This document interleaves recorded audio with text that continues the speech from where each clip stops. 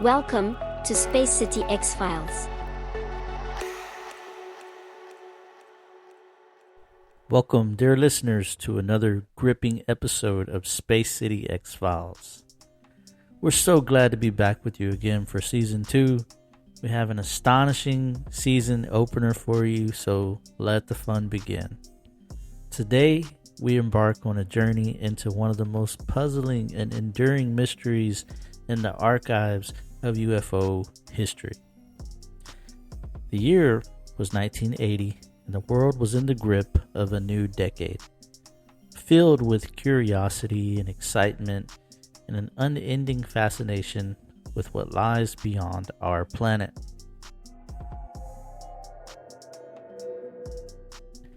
The incident we'll dive into today isn't just another unidentified flying object sighting.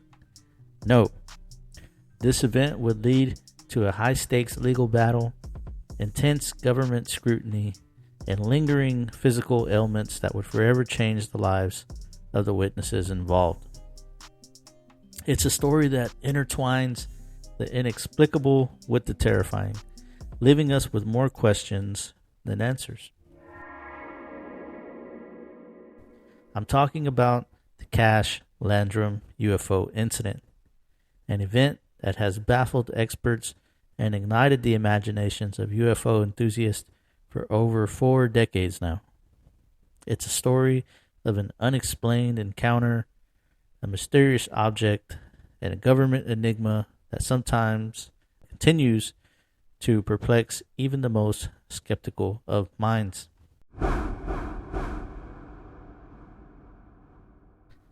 In today's episode, we'll explore this incident from every angle, hearing from the witnesses themselves, examining the evidence, delving into the investigations, and weighing the various theories that have attempted to shed light on this incredible event.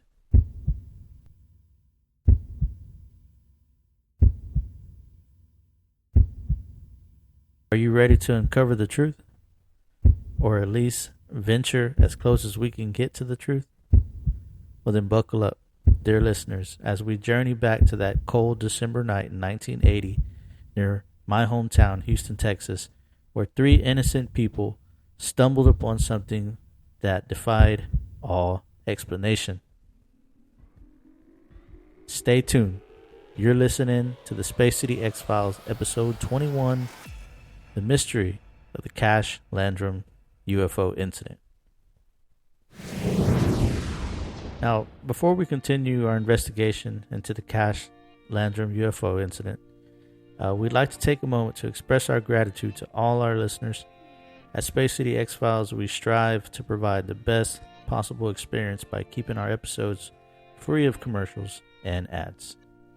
We rely on your support to help us grow and reach more people who share our passion for uncovering the mysteries of the unknown.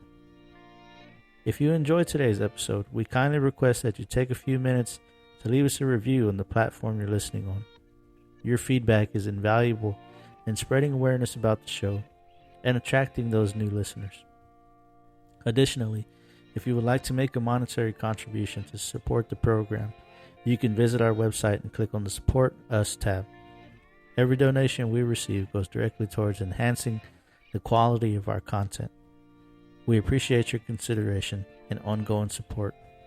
Your involvement ensures that we continue to deliver thought-provoking episodes like today's. Thank you for being a part of the Space City X-Files, and we look forward to bringing you more captivating content in the future. This will conclude the announcements.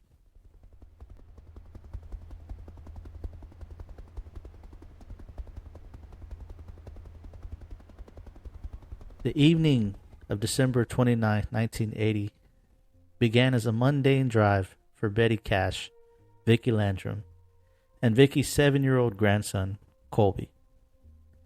They were headed home through the dense woods near Dayton, Texas, when their lives would take a turn into the extraordinary. As they rounded a bend in the road, a diamond-shaped object suddenly appeared, hovering about treetop level. It was unlike anything they had ever seen, metallic and ominous, emitting a fiery exhaust from its underside that illuminated the night sky. She mentioned also that the fire would stop at times, and then there would appear something that looked like lightning bolts shooting out from the bottom of it. The object was so brilliant that Betty, being a devout Christian, was convinced that it was the second coming of Jesus himself.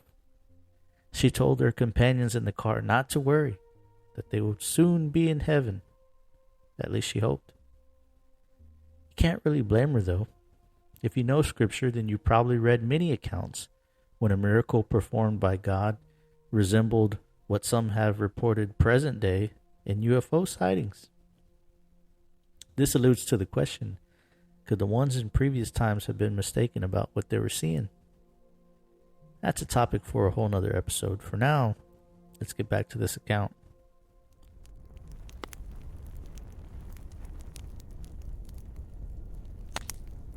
Now, one thing they became aware of is the car's interior began growing increasingly hot and almost unbearable.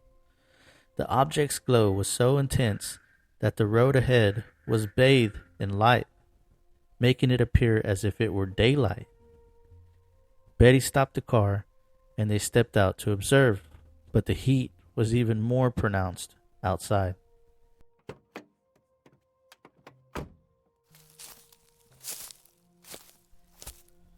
As they looked up, they noticed more than 20 helicopters, later confirmed to be military-grade Boeing CH-47s, circling the object.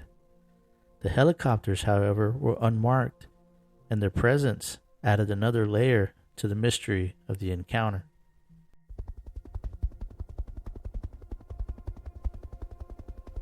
The witnesses described the object as having a defined structure.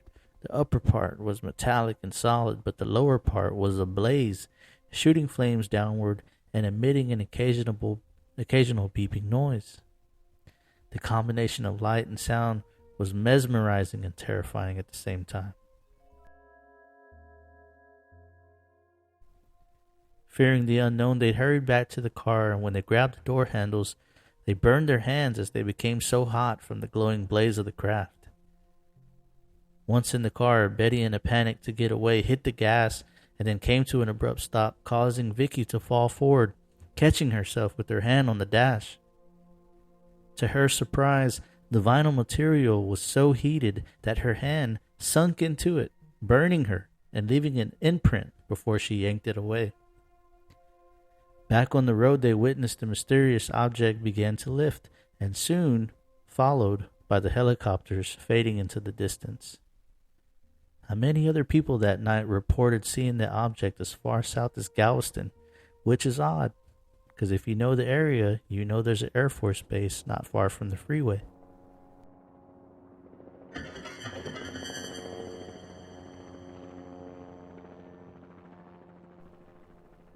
But for the trio, the encounter was far from over. Their eyes began to water. Their skin felt like it was burning. Nausea set in. The symptoms were immediate, and the terror of the unknown deepened. What had they just witnessed? Was it a secret military experiment, an alien spacecraft, or something else entirely? The Cash Landrum incident had just begun, and its aftermath would prove to be even more perplexing and distressing than Betty or Vickie could ever imagine. Now, the immediate aftermath of the Cash Landrum incident was as unsettling as the event itself. As Betty, Vickie, and Colby continued their drive home, they began to experience symptoms that were both alarming and inexplicable. Their eyes burned, their skin felt hot to the touch, and nausea overwhelmed them. Betty, the most affected, began to suffer from a painful headache and soon vomited. It was clear that something was terribly wrong. Now, in the following days, their symptoms worsened. Betty's condition was particularly severe. She was plagued by swelling in the face and arms and joints. blistering and an agonizing sensation that her skin was on fire. A visit to the hospital was inevitable, and she was soon admitted with symptoms likened to radiation poisoning. Code Blue, room 305. Vickie and Colby too experienced problems, although not as pronounced as Betty's.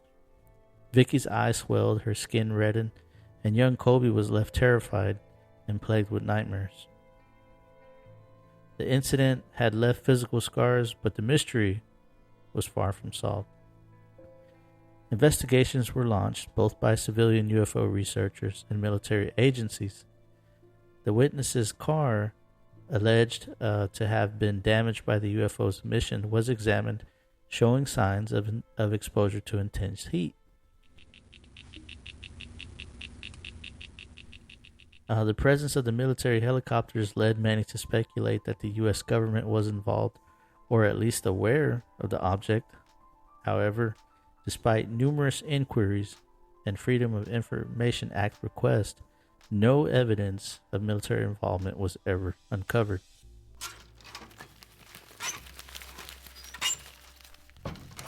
Now, the lack of concrete answers led the witnesses to file a lawsuit against the U.S. government for medical expenses.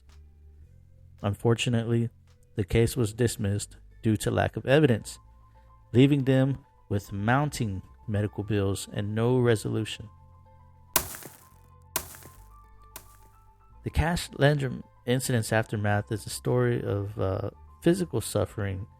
It's a story of bureaucratic obstacles and an enduring mystery that refuses to be explained.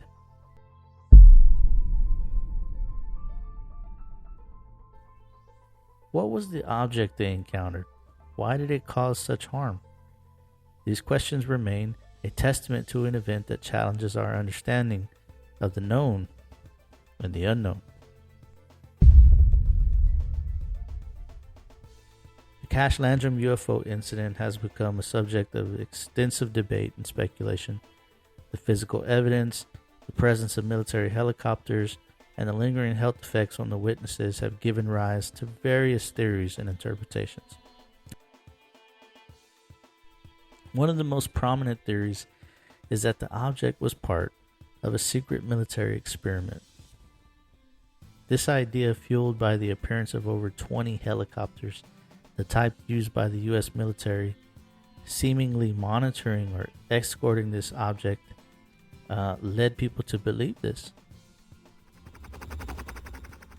Was it a new type of aircraft being tested, or perhaps a recovered extraterrestrial craft being studied by the military? The secrecy surrounding the incident and the lack of concrete answers from governmental agencies have only fueled these speculations.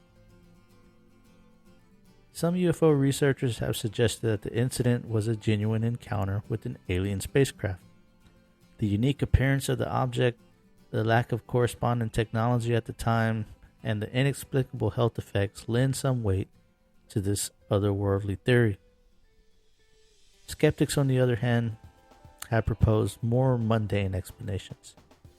Could it have been a misidentified conventional craft, and the symptoms were merely psychological reaction to a stressful encounter?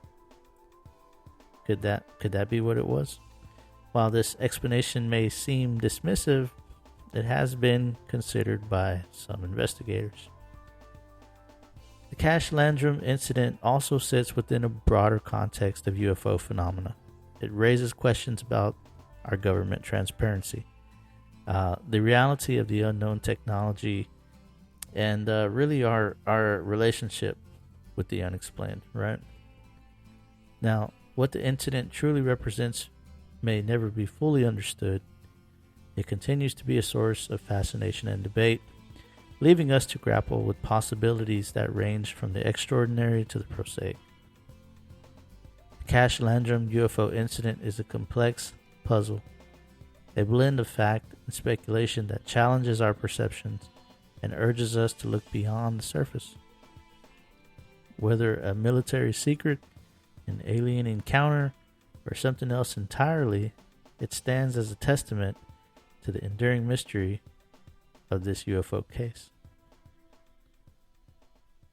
Now, this UFO incident is more than just a mysterious sighting, as we mentioned earlier. It's a complex situation of a human experience, of government intrigue, and a quest for understanding that so many have pursued for years now. More than 4 decades have passed since that chilling December night, but still, no answers. Now, the physical and emotional toll on the witnesses, Betty Cash, Vickie Landrum, and young Colby, transformed a routine drive, fresh off of the holidays, into a lifelong struggle for answers. You know, Betty's health never fully recovered, and the incident left a lasting imprint on all of them. Betty passed away in '98 at the age of 69.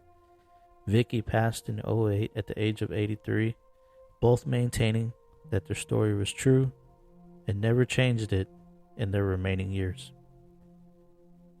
Colby is still alive, but he deals with the post-traumatic stress from the events that night that changed his life forever. In an interview, Colby states that finding the truth about what happened on that dark road became Betty and Vickie's life work, and they refused to give up on their search for the truth. Perhaps with the several credible whistleblowers coming forward and the recent demand for transparency in congressional hearings, maybe this will yield the results that so many have been waiting for all these years. Betty, Vickie, and Colby are just one party amongst many who wait for validation on their experience. Now, if you've been following along and have heard the testimony of David Grush, then you know the implications of his discovered information. He states that there are several factions in the government and U.S. military that have had alien craft and technology for some time now. One of the main goals was to reverse engineer the technology for their use. What will the situation be when the truth comes out? Well, we wait expectantly for that day. For the meantime, however, despite investigations, lawsuits, and countless inquiries, the definitive answers have remained elusive. The U.S. government's lack of transparency, the inconsistencies in evidence, and the range of theories have only added layers of complexity to the incident, seemingly taking us further away from the truth than what we'd hoped to be.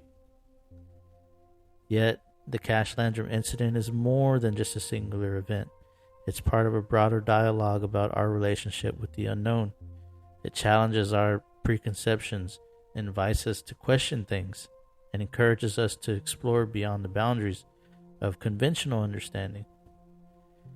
Perhaps the true power of the Cash Landrum story lies in its enduring ability to fascinate, to perplex, and to resonate with those who hear it. It's a narrative that transcends the ordinary, offering a glimpse into the extraordinary.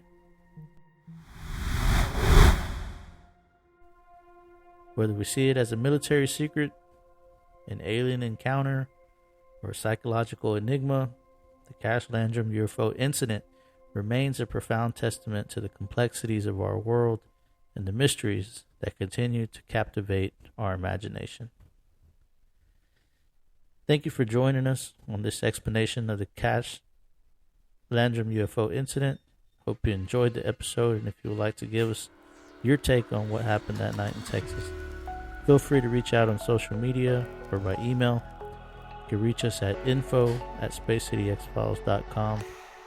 Also, if you enjoyed today's show, please take a few moments at the conclusion to leave us a small review and a thumbs up on whatever platform you stream from. Feedback helps us break through those glass ceilings and gives us an opportunity to share our message with truth seekers all over the world. We thank you, appreciate all your support. We'll be back next week with another intriguing episode and hope you come back to join us. For now, this is Rick, Space City X-Files signing off. Until we meet again, keep questioning, keep listening, and keep exploring. Thank you for listening to a Space City X-Files production. Goodbye.